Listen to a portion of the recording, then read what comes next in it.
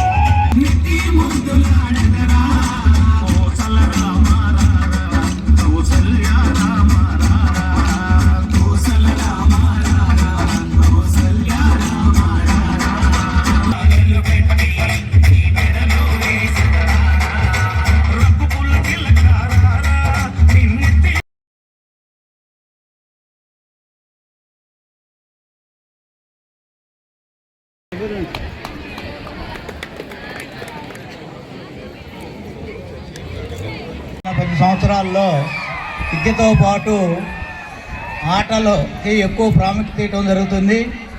ఈ వాగ్దేవి డిగ్రీ కాలేజీలో చేరిన 10 విద్యార్థికి ఆటలతో పాటు ఉద్యోగంతో పాటు విద్యతో పాటు అన్ని వసతులు కల్పించడం ఎంతో సంతోషదాయకమైంది. మరి ఇక్కడ ఉన్నటువంటి విద్యార్థులందరూ కూడా విలేజ్ బ్యాక్గ్రౌండ్ నుంచి వచ్చినటువంటి వాళ్ళందరూ ఇక్కడ వచ్చిన క్రీడాకారులందరూ కూడా మరొకసారి ఆల్ ది బెస్ట్.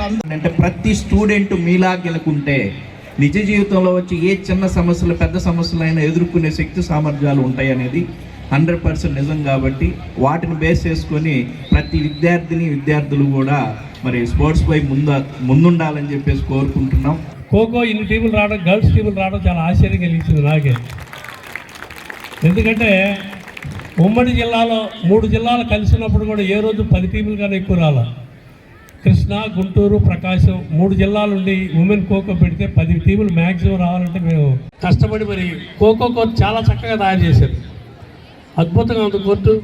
అలాగే సౌకర్యాలన్నీ కూడా మంచి సౌకర్యాలు ఉన్నాయి. ఇక్కడ ఎలాంటి ఇబ్బందులు ఉండవు. అఫీషియల్స్ కూడా అందరూ క్వాలిఫైడ్ అఫీషియల్స్ని పిలిచాం. ఎవరు కూడా క్వాలిఫైడ్ కావాలని మీకు అఫీషియేటింగ్ చేయట్లేదు. అందుకని వాళ్ళకి రూల్స్ మీరు చెప్పకండి, ఎందుకంటే మీకు పూర్తిగా తెలియదు రూల్స్ అన్నీ. రూల్స్ చాలా మారినాయి, ముందుగా చెబుతారు మీకు. ఖోఖోలో ఏమేమి రూల్స్ మారినాయి ఏమిటనేది టీములందరూ కూడా మ్యాచ్ ఆడబోయే ముందే మీకు చెబుతారు. దాని ప్రకారం ఫాలో అవ్వండి. గెలుపోవటం అనేది సహజం, కానీ గెలిచినా ఓడినా గేమ్ను స్పోర్టివ్గా తీసుకొని ఆడాలనేది మేము కోరుకునేది. ఇంకొక విషయం కూడా మేము చెప్తాం, ఈ సెలక్షన్స్లో కానీ ఎక్కడా కూడా మనం మా కాలేజీలో నిర్వహించినప్పటికీ కూడా జెన్యూన్గా ఎవరైతే ఆడతారో వాళ్ళకే సెలక్షన్ ఇవ్వండి అనేది మేము ఫస్ట్ పోయినసారి కూడా చెప్పాం, ఇప్పుడు కూడా అలానే చెప్తాం. ఎలాంటి ప్రలోభాలు మాకు అవసరం లేదు. జెన్యూన్గా ఎవరైతే క్రీడాకారులు ప్రతిభ ఉంటుందో వాళ్ళని ప్రతిభను గుర్తించి వాళ్ళకి సెలక్షన్స్ చేయాలి. అదే న్యాయం కూడా అలానే జరగాలని కోరుకుంటున్నాం.